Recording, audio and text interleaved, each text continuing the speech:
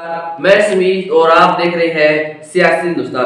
राजस्थान में बजट सत्र चल रहा है। इसी दौरान कुछ ऐसी घटनाएं भी घट रही है जो कई तरह के संकेत दे रही है। प्रदेश के दो प्रमुख दल भाजपा व कांग्रेस के अलावा तीसरे मोर्चे के रूप में पिछले चुनाव से उभरी रालोसपा में भी कुछ ऐसा चल रहा है जो चुनाव की पूरी तैयारी को साफ संकेत दे रहा है।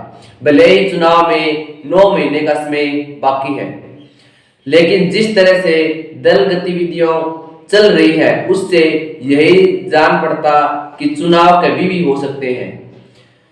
तैयारी को लेकर फोकस किया जा रहा है।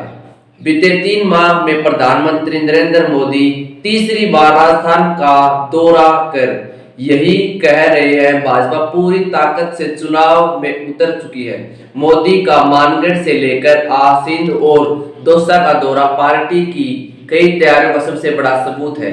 दूसरी बात यह है कि पार्टी ने हाल ही में नेता प्रतिपक्ष गुलाब चंद कटारिया को असम का राज्यपाल नियुक्त कर कई संकेत दिए हैं। 78 साल से ऊपर हो चुके कटारिया को इस बार टिकट मिलना कठिन था।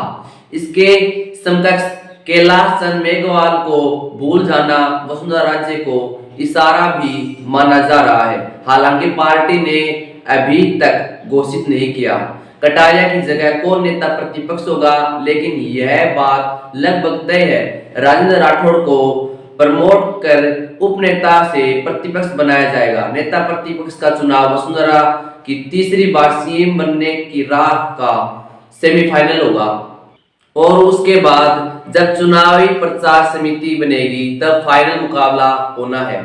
सियासी जानकारों का कहना है कि वसुंधरा राजे नेता प्रतिपक्ष बनने में अपनी पसंद को लेकर कोई खास दखल नहीं देगी, लेकिन चुनाव प्रचार समिति का अध्यक्ष बनकर टिकट बंटवारे अपने हाथ में लेना चाहती है। वो जानती है कि आगे का चुनाव कैसे मैनेज करना है ताकि चुनाव परिणाम के बाद अपना आखिरी तुर्क का पत्ता फेंक सके। चर्चा तो ये भी चल रही है कि वसुंधरा राजे को भी राज्यपाल बनने का भी प्रस्ताव दिया था, लेकिन उन्होंने सक्रिय राजनीति को चुना। हालांकि उम्र के लिहाज से देखा जाए तो 75 वर्ष से कम होने के कारण वसुंधरा राजे को टिकट मिल सकता है, लेकिन गुजरात चुनाव में 65-70 साल से ऊपर आयु वाले लोगों के टिकट काटकर पार्टी ने इतिहास रचा। उस राज्य के टिकट पर भी प्रश्न चिन्ह लगा हुआ है। कटारिया को सक्रिय राजनीति से बाहर निकालना इस बात का इशारा है कि युवाओं को पार्टी आगे लाना चाहती है। राजनीति के हिसाब से युवा वो होते हैं जो सामान्य जीवन में युवा अवस्था को पीछे छोड़ चुके होते हैं। राजनीति में जो नेता 40 साल से कम आयु के होते हैं उन्हें बच्चा माना जाता है। इसलिए पार्टी बच्चों को नहीं बल्कि युवाओं को आगे बढ़ाने का प्रयास कर रही है। प्रदेश अध्यक्ष डॉक्टर सतीश पूनिया से लेकर केंद्रीय मंत्री गजेंद्र सिंह शेखावत व अश्विनी वैष्णव और लोकसभा अध्यक्ष ओम बिरला जैसे आधा दर्जन नेता मुख्यमंत्री की रेस में हैं, लेकिन किसका भाग्य उदय होगा यह केवल भाजपा के टॉप टीम को ही पता है। बीते 4 साल से निष्क्रिय रहकर भी अध्यक्ष से सीट युद्ध लड़ने वाले वसुंधरा राजे के समर्थकों को पूरी उम्मीद है कि वे तीसरी बार मुख्यमंत्री होंगी, लेकिन आला कमान के स्तर पर अब वो हालात नहीं है जो 2013 के समय हुआ करते थे। लगातार दूसरी बार केंद्र की सत्ता व लगभग हर राज्य की सत्ता प्राप्त कर चुकी भाजपा कठोर निर्णय लेना सीख लिया है।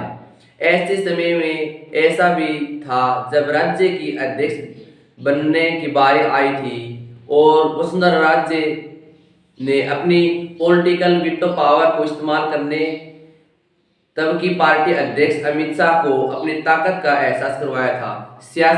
सियासी गलियारों में आज भी चर्चा है कि अमित शाह के आंख दिखाने वाले वसुंधरा राजे का अब सियासी में आगे बढ़ पाना लगभग मुश्किल हो गया है। कुछ मौके छोड़ दिए जाए तो राजस्थान में मुख्यमंत्री की जंग होती रहती है। युवा नेता के रूप में अब राजस्थान में भाजपा व सरकार्यकर्ता रहे डॉक्टर सतीश पूनिया को मुख्यमंत्री पद के प्रमुख दावेदार माने जाते हैं। ऐसी ही और अधिक वीडियो देखने के लिए आप हमारे सियासी हिंदुस्तान चैनल को लाइक, शेयर और सब्सक्राइब करें। जय हिंद, जय भारत।